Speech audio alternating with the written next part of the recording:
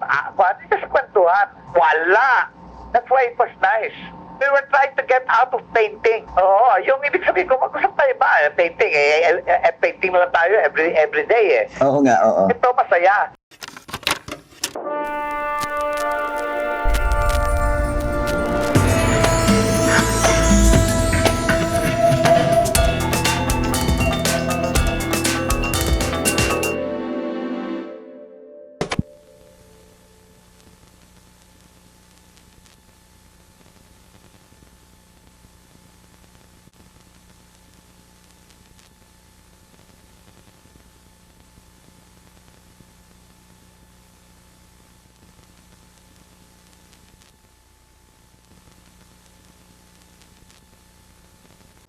I've been asked by the ArtMag to write an article on Saturday Group. Eh, siyempre, ikaw na lang yata ang buhay. Ay, pero isa ako sa you might say it's one of the co-founders. Yeah, that's why. You know how it started from the start, no? All I know is Taza de Oro. No, Landing Ocampo usually have his haircut every Friday. Yeah, haircut. Every Friday, he has a haircut. It's a barberon here in front of that, you know, the church.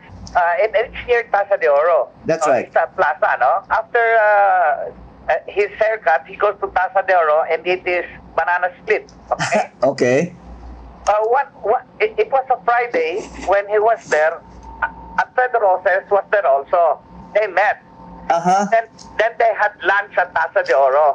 We were already close friends because of the Solidaridad trip, no? Yeah. 680 to. Yeah. Solidaridad, I think, open at 67, ano? Then 68, so everybody knew each other already. But sabi ni Ding, Alfredo, why don't we meet on Saturday here? Then the next Saturday, Alfredo brought me, and then he brought Velasco, the owner of our bookshop, Tony Quintos, who was the lawyer, I think, of the CCP. Uh-huh. And then kasama niya pa si Joey Lartizabal, the playwright, yeah. Okay. And then, yun ang mga una kasama ko. And it was such a beautiful afternoon that let's meet next Saturday. Ano pinag-uusapan nyo? Anything about art, anything about life. Kwentuhan lang? Kwentuhan lang. And then, on that Saturday, dumating na si Ed Castrillo, dumating si Ben Cap. There was nothing about just kwentuhan.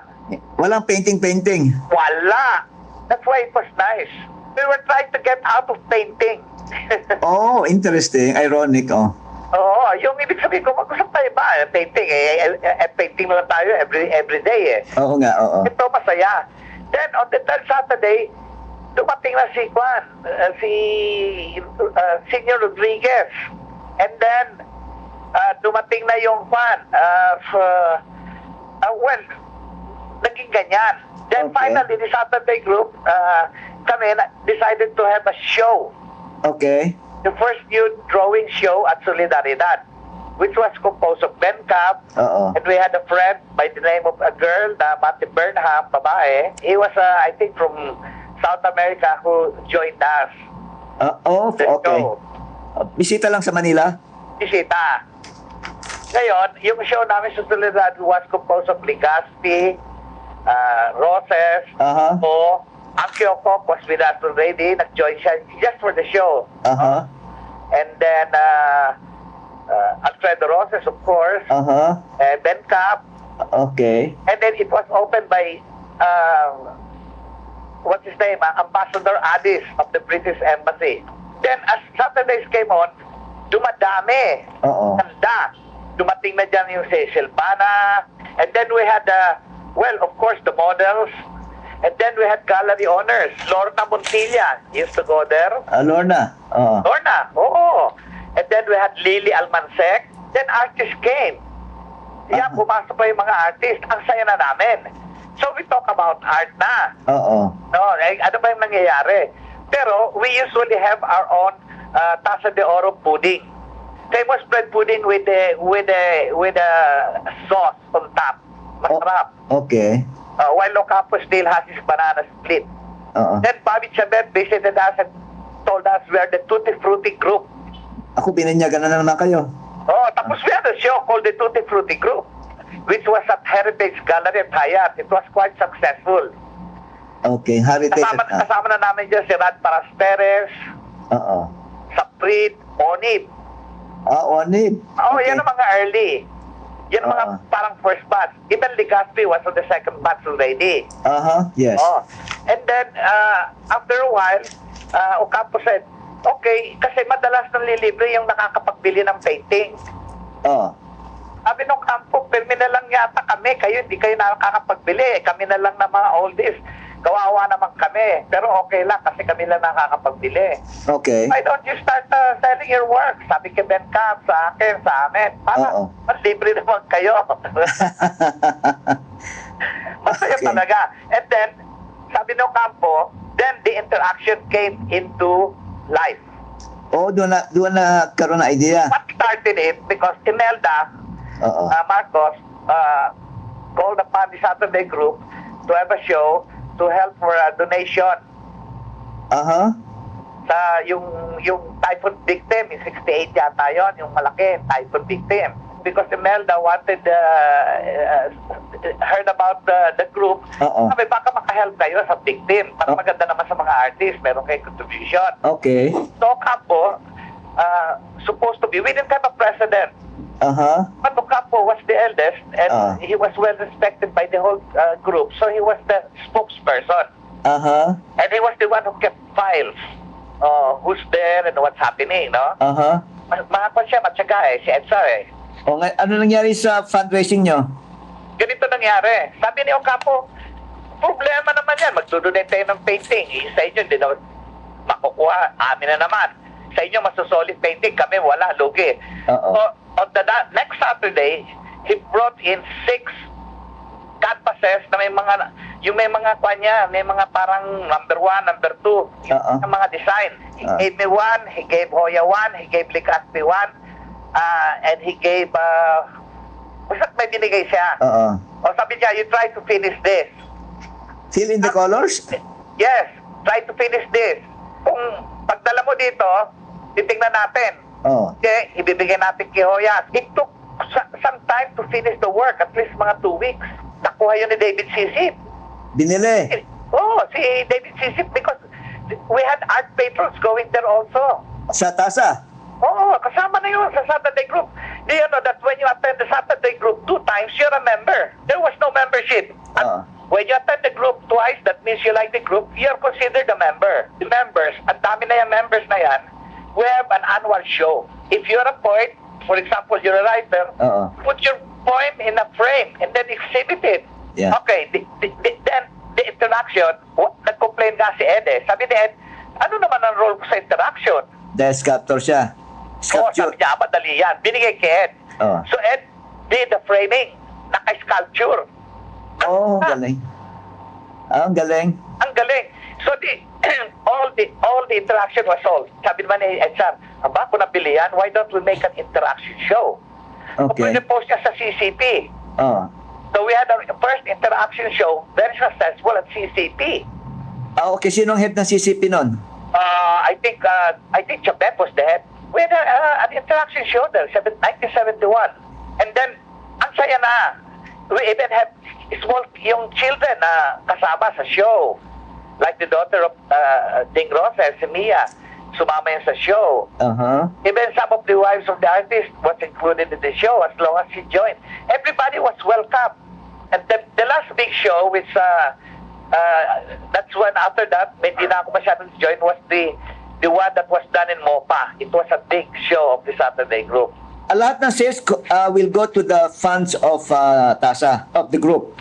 Some of the people that went there, na mga kaibigan, sabi na, why don't you after TASA tomorrow, why don't you go instead to my house and do some work there? Sino yung nag-invite sa bahay? Yung di ba? Kasi may mga buyers na pupunta doon sa Saturday group. With us. Why don't you invite the group to my house? I will serve merienda. I will bring some friends. And you can do your session there. Kasi nagsisession na kami. So, I have session at Sining Kamalig.